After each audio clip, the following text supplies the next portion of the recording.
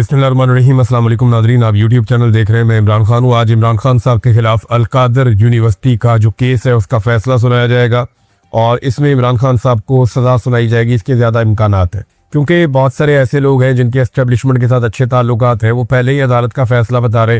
हालांकि अदालत का जो फैसला है वो सिर्फ जज को पता होना चाहिए फैसला होने से पहले, लेकिन यहाँ पे जो है लोग अंदाजे भी लगा लेते हैं। अंदाजों के अलावा वैसे भी सबको पता है कि इमरान खान साहब को लंबे अरसे से विक्टिमाइज किया जा रहा है, उन्हें बेगुनाह सजाएं दी गई हैं और जितने भी फैसले आए अदालतों की जानिब से, जेल के अंदर जो ट्रायल हुए वो सारे इमरान खान साहब के खिलाफ आए। तो ये मुमकिनात में से है कि दोबारा इमरान खान साहब के खिलाफ फैसला आए।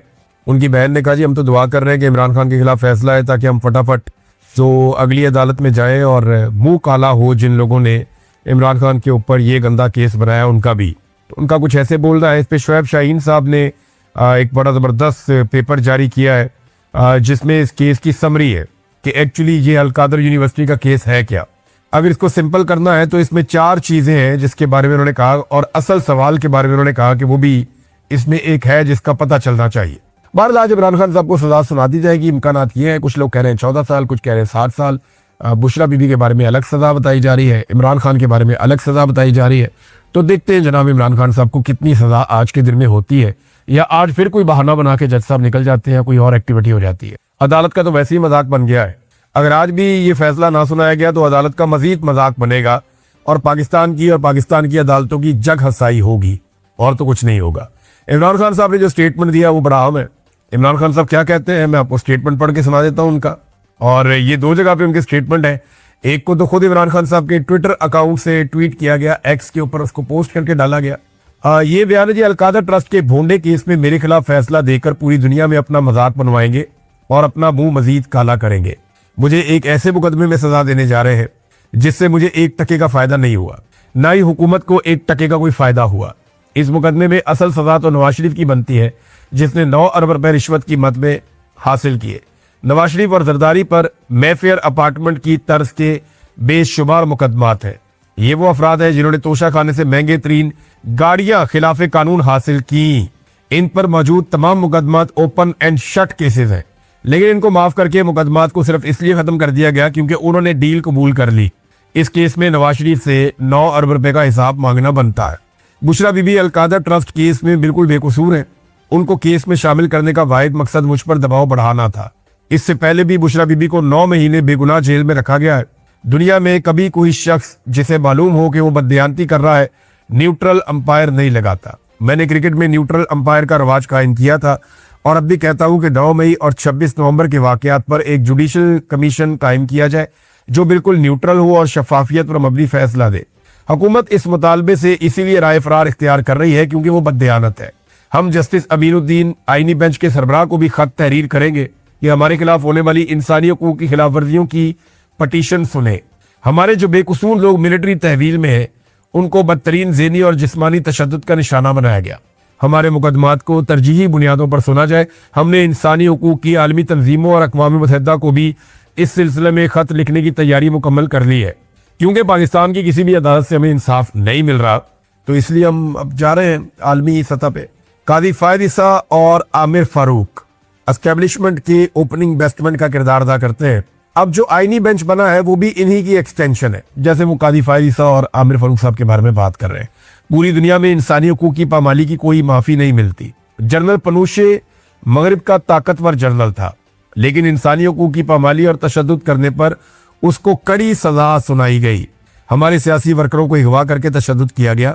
9 मई में जिसने तहरीक इंसाफ को खैराबाद कह दिया उसके तमाम इल्जामात से उसको बरी कर दिया गया। 8 फरवरी को पाकिस्तानियों के हक पर बेशर्मी से डाका मारकर इंतखाबात को चोरी किया गया और पूरी दुनिया में अपना मजाक बनवाया गया। खुली मैंडेट चोरी के बाद पाकिस्तान में हर जानिब अदम एतमाद के, अदम इस्तेहकाम के साए हैं। 8 फरवरी को पूरी कौम यौम स्याह मनाएगी। इस दिन फॉर्म 47 की जाली हुकूमत कायम करके पाकिस्तान में जमहूरियत और जमहूर का गला घोंट दिया गया था, जिसके बाद मुल्क में ना तो सियासी इस्तेहकाम आ सका है ना ही माशी इस्तेहकाम। हमने मुज़ाकरात ज़ाती मफादात के लिए नहीं किए बल्कि मुल्क के वसी तर मफाद में करने हैं। पाकिस्तान को दरपेश सियासी और माशी बहरानों के खात्मे, दहशतगर्दी के मसले पर काबू पाने और मुल्क को दरपेश दूसरे संजीदा मसाइल के हल के लिए सियासी बहरान का खात्मा बहुत जरूरी है। ये जी इमरान खान साहब का स्टेटमेंट है। उन्होंने कुछ और बातें की इमरान खान साहब ने। एक तो उन्होंने कहा कि आर्मी चीफ को हमसे माफी मांगनी चाहिए, हमारे लोगों को पकड़ा और मारा गया है। अगर गंडापुर ने कहा कि 9 मई में हमारे लोग शामिल थे तो गंडापुर ने गलत कहा। यह भी इमरान खान साहब का स्टेटमेंट रिपोर्ट हुआ। फिर उन्होंने ये कहा कि अडियाला जेल में अब आपसे ज्यादा देर मुलाकातें नहीं होंगी, मैजिक बॉल मुझे पहले ही सब कुछ बता देती है। ये मैजिक बॉल क्या है याद रखिएगा, मैं अभी आपको बताता हूँ। न्यूट्रल अंपायर के लिए पहला खिलाड़ी हूं जिसने जद्दोजहद की। सुप्रीम कोर्ट के 3 सीनियर मोस्ट जजेस को बुलाए। ये जजेस की जिम्मेदारी है कि तहकीक के बाद जो सजा देंगे मैं इसके रास्ते में क्यों खड़ा होऊंगा।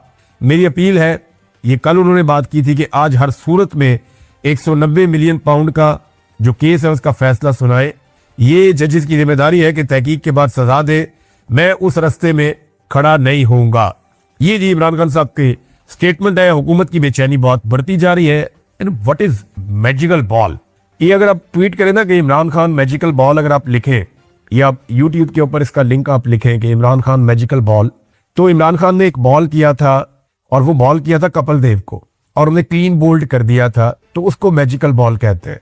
मैजिकल बॉल क्या है कि इमरान खान साहब को कंडीशंस की इतनी समझ आ जाए एक बॉलर को, और वो बॉल को अपने मुताबिक ऐसे तैयार कर ले कि फिर वो उसकी मैजिकल बॉल बन जाए। यानी उसे पता चले कि मैं बॉल को कहां फेंकूंगा, वो कितना स्विंग होगा और उसके बाद उसका नतीजा क्या निकलेगा। यानी कंडीशंस इमरान खान के हाथ में इतनी ज्यादा आ गई है कि अब उनके हाथ में एक मैजिकल बॉल है। ये बेचारे सियासतदान क्या बेचते हैं, इनके पल्ले कख भी नहीं है। ये सारे के सारे काणे हैं। इनको लाकर बिठाया गया है जाली सीटों के ऊपर, जाली फार्म 47 के ऊपर। तो इमरान खान ने कहा कि वो फील्ड मार्शल की जगह खुद को बादशाह का टाइटल देते, क्योंकि इस वक्त मुल्क में जंगल का कानून राइज है और जंगल के कानून में तो बादशाह होता है। मेरे साथ जो डील की अफवाहें फैलाई जा रही हैं, कोई डील नहीं हुई, ना ही डील के हवाले से बातचीत जारी है, ये सब झूठ है। मैं खुद एस्टेब्लिशमेंट को दावत दे रहा हूं कि अगर पाकिस्तान के मफाद में बात करना चाहते हैं, पाकिस्तान की फिक्र है, तो आकर बात करें। इस वक्त मुल्क को बैरूनी खतरात, बढ़ती हुई दहशतगर्दी और मईशत की बहाली के लिए इकट्ठा होना पड़ेगा। मैं ना पहले अपने लिए कुछ मांग रहा था, ना अब मांगूंगा। पाकिस्तान ने इस वक्त ऐसा माहौल बना दिया गया है कि कानून सिर्फ कमजोरों के लिए है, ताकतवर के लिए नहीं है। यही निजाम की सबसे बड़ी खराबी है। जमहूरियत 2 बुनियादी चीजों पर कायम होती है। नंबर 1 कानून की बालादस्ती, नंबर 2 इखलाकी इक़्तिदार। आज जमहूरियत के इन दोनों सतूनों को जमीन बोस कर दिया गया है। जो हालात चल रहे हैं वो इस बात के गमाज हैं कि जमहूरियत की रूह को कुचला जा रहा है। जब आप लोगों को यह पैगाम देंगे कि जितना बड़ा चोर होगा इतना बड़ा ओहदा मिलेगा, तो इंसाफ का जनाजा निकल जाता है। आसफ जरदारी की बहन के खिलाफ 5 अपार्टमेंट्स का केस नैब के पास है, जो मुलाजमीन के नाम पर है। वो खुद मुल्क से बाहर है और कोई पूछने वाला नहीं है। शहबाज शरीफ पर 22 अरब रुपए मनी लॉन्ड्रिंग का केस था, इसके बावजूद उसे वजीर आजम बना दिया गया। पिछले 3 सालों में पाकिस्तान की इखलाकी इक़्तिदार और आईनी ढांचे को बिल्कुल तबाह करके रख दिया गया है। तोशाखाना 2 केस में मजायका केस ट्रायल दोबारा शुरू किया गया है। बाकी जेल की तरह जेल कोर्ट भी एक कर्नल की मर्जी से चलाई जाती है। मेरी बहनों और वकला तबको कोर्ट में आने से रोका जा रहा है। मेरे रुफका तबको मुझसे नहीं मिलने दिया जाता।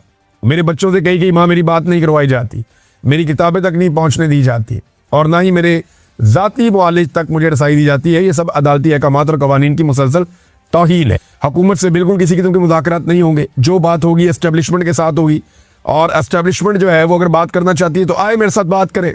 अब ये इमरान खान साहब क्यों कह रहे हैं, देखें लुब्बे लुबाब तो यही है ना। यहाँ बहुत सारे लोग अपनी अपनी दुकान खोलकर बैठ जाएंगे कि जी सियासतदानों को आपस में बात करनी चाहिए, सियासतदान खुद अपनी स्पेस एस्टेब्लिशमेंट को दे देते हैं।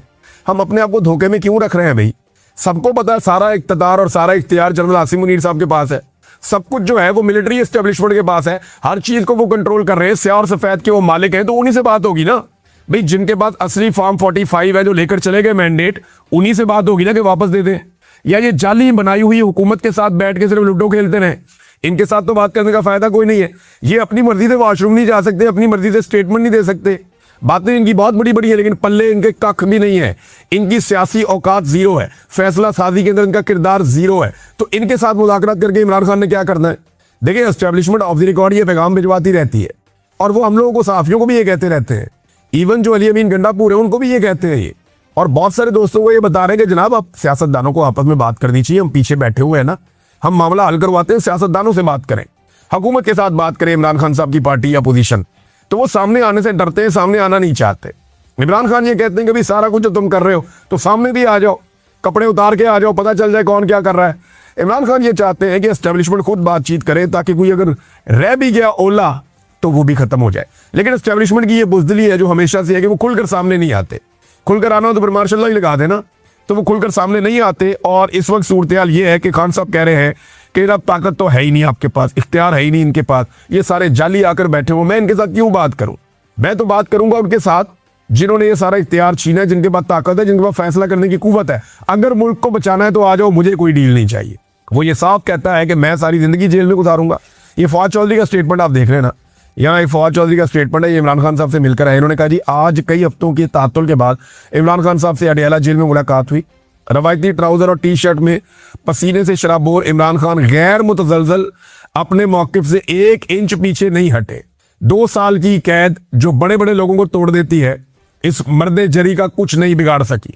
मैंने बहरहाल उनसे रिक्वेस्ट की कि टेम्परेचर पीछे लाना है मुल्क के मफाद में, और अपोजिशन अलायंस बनाकर मुज़ाकरात किए जाए और एस्टेब्लिशमेंट और सियासी जमातों से सबसे मिलकर बात की जाए। मुस्तकबिल के फ्रेमवर्क की तरफ हमें बढ़ना चाहिए। ये वाइड सूरत है। तो इमरान खान ने बात सुनी और ये कहा कि अगली मुलाकात में बात करेंगे। मैं जानता हूँ इमरान खान तो क्या होगा, ठीक है इस पर बात करेंगे, बाद में देखते हैं। इमरान खान आज भी वहीं खड़ा है। इस पर रवि ताहिर साहब ने एक स्टेटमेंट जो है वो कोट करके इमरान खान साहब का रिपोर्ट किया, और गालिबन ये कोट रिपोर्टर्स में से किसी ने सुनकर उनको बताया या वहाँ लीडर्स में से, ये जज के रूबरू इमरान खान साहब ने गुफ्तगू की। उन्होंने कहा अगर फील्ड मार्शल ने कसम खाई है तो मैंने भी कसम खाई है कि किसी सूरत यजीद के आगे नहीं झुकना। ये जनाब इमरान खान साहब का स्टेटमेंट। हमारी पार्टी पॉलिसी, हमारी पार्टी लाइन एक अलग है, और इमरान खान की बहन ने भी बाहर आकर कहा कि जो पार्टी की पॉलिसी है वो कोई और नहीं देगा, वो इमरान खान साहब देंगे, और वो बताएंगे कि एक्चुअली पार्टी करना क्या चाहती है और पार्टी ने करना क्या है। अलीमा खान साहबा ने बाहर आकर क्या क्या कहा, ये कुछ चीजें मैं आपके सामने रखता हूँ। इमरान खान ने कहा कि मैं एस्टेब्लिशमेंट को कहता हूँ कि आए बात करें, मैं बात करने को तैयार हूँ। उन्होंने ये नहीं कहा कि मेरे दरवाजे खुले हैं, लेकिन पाकिस्तान के लिए बात करने को तैयार हूँ। नंबर 2, इमरान खान ने आज कहा है कि जो एक कैदी की सहूलियात होती हैं वो मुझे नहीं दी जा रही, मुझे मेरा कानूनी हक नहीं दिया जा रहा। 8 दिन पहले 11 किताबें भेजी गई, लेकिन अभी तक इमरान खान को फराहम नहीं की गई। 8 महीनों में सिर्फ 1 दफा बच्चों से बात करवाई गई, जो कि 3 महीने पहले की गई थी। अच्छा साहब, यानी ये वो इमरान खान है जिसकी पार्टी है, उसका कंट्रोल है। ये सारे इमरान खान साहब की वजह से इक़्तिदार पे बैठे हुए आकर, और एक आदमी जिससे पूरी कौम ने उम्मीद बांधी हुई है, उस आदमी को उन्होंने जेल के अंदर बंद किया हुआ है। और ये जो सियासतदान है ये बाहर अपनी मौज मस्ती की जिंदगी गुजार रहे हैं, इन्हें परवाही कोई नहीं। ये अपने इक़्तिदार के नशे एंजॉय कर रहे हैं और स्टेटमेंट्स ऐसे देते हैं जैसे एक इधर का स्टेटमेंट देता है, एक उधर का देता है। इमरान खान की पॉलिसी को फॉलो कोई नहीं करता। 2-2 महीने उसकी मुलाकातें रोक देते हैं, ये वहां भी कुछ नहीं करते। वैसे उस लड़ाई को तो आज तक अपने सियासी फायदे के लिए इस्तेमाल किया गया।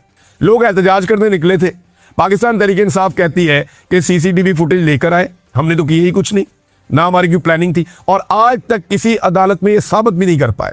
मीडिया के अंदर एक गिमिक क्रिएट किया गया है, लेकिन पब्लिक बड़ी खाइफ है।